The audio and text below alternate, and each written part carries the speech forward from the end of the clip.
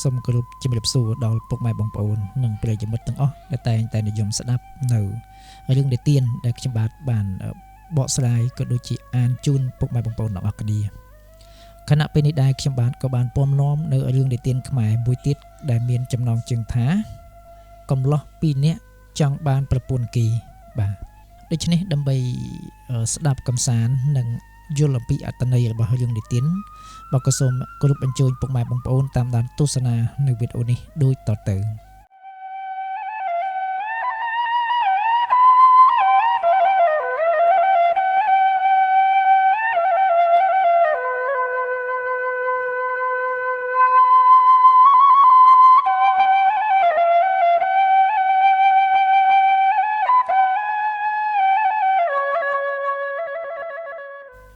រឿងកំឡោះពីរនាក់ចង់បានប្រពន្ធគេមានរឿងមួយថាមានបុរសម្នាក់មានប្រពន្ធល្អទើបតែរៀបការថ្មីបណ្ដាគ្នាទៅសួរញាតិមិត្តមានកំឡោះពីរនាក់បានឃើញក៏ស្រឡាញ់ចង់បានវាគិតថាយើងធ្វើដូចម្ដេចនឹងបានចៅម្នាក់ឆ្លើយថាងាយទេឯងគិតទៅរកខ្ចីរទេសគោមកបប៉ុន្តែឯងមិនស្គាល់អញបើអញសួរឯងកុំប្រាប់ថារទេសចូលឯងប្រាប់ថាចន្ទូលថានឹមទៅវិញទើបកំឡោះម្នាក់ទៅខ្ចីរទេសគេមកបឲ្យជួបនឹងបរោះបណ្ដាប្រពន្ធនោះដើរមកដល់ក៏កំឡោះម្នាក់នោះវាសួរថាណែអ្នកអញ្ជើញមកអាយឈប់និយាយគ្នាលេងបន្តិចសិន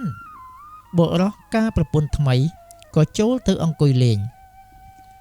លុះកំឡោះម្នាក់បរទេសមកដល់វាធ្វើជាសួរថានេះហៅថាអ្វីអ្នកបរោះប្តីប្រពន្ធឆ្លើយប្រាប់ថាគេហៅរទេសមែនឬអ្នកបរោះនោះថាមែនបើមែនអ្នកហ៊ានភ្នាល់នឹងខ្ញុំទេបរោះនោះសួរថាអ្នកឯងមានទ្រព្យអ្វីភ្នាល់នឹងយើងកំឡោះនោះថាបើខ្ញុំចាញ់ខ្ញុំនឹងនៅបម្រើអ្នកតែបើខ្ញុំឈ្នះសុំតែប្រពន្ធអ្នកបរោះនោះគិតថា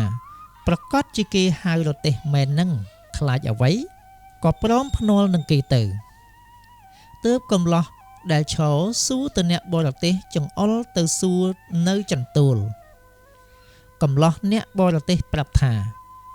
នេះគេហៅចន្ទូលចង្អុលសួរទៅនឹមថានេះគេហៅនឹមនេះគេហៅទូកនេះគេហៅត្រាយនេះគេហៅព្រែកនេះគេហៅកង់នេះគេហៅខ្ទង់កង់នេះគេហៅត្រពងដល់ឆ្លើយរួចសពគ្រប់កំឡោះនោះសួរទៅបរោះជាប្តីថាឥឡូវគេមិនហៅរទេសទេបើដូច្នេះតើអ្នកឯងព្រមចាញ់យើងឲ្យប្រពន្ធមកយើងឬម៉េច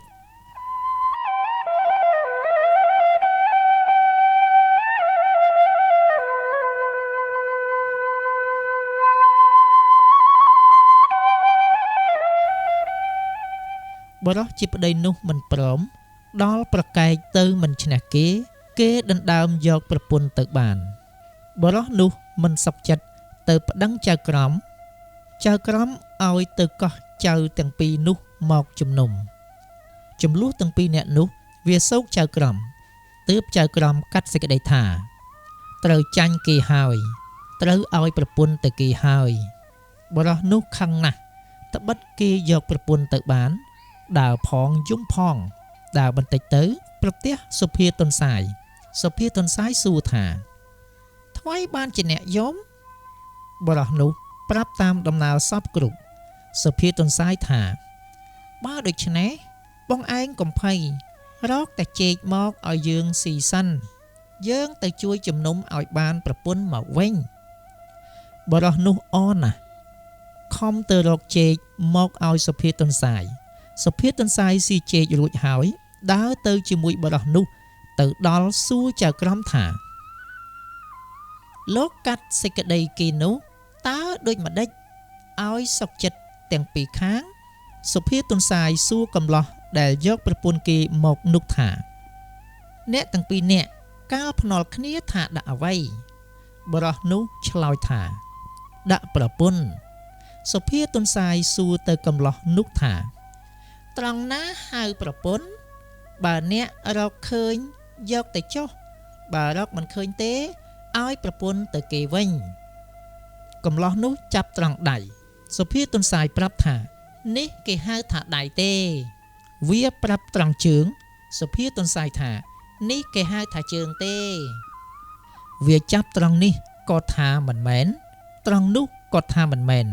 ហើយប្រាប់ថារួមទាំងអស់គ្នាទៅទើបហៅថាប្រពន្ធឯរទេះក៏ដូចគ្នាគឺគេហៅចន្ទោលនឹមទូកត្រាយព្រែកធ្នង់ត្រពងរួមទាំងអស់នេះទៅទើបហៅថារទេះបើដូច្នេះឯងយកប្រពន្ធគេមិនបានទេឲ្យមកគេវិញសុភាទន្សាយឲ្យកំឡោះនោះយកប្រពន្ធមកវិញសុភាទន្សាយស្ដីឲ្យចៅក្រមថាបងកាត់សេចក្តីនេះស៊ីតែសំណូកគេគ្មានត្រង់តាមព្រះច្បាប់សោះ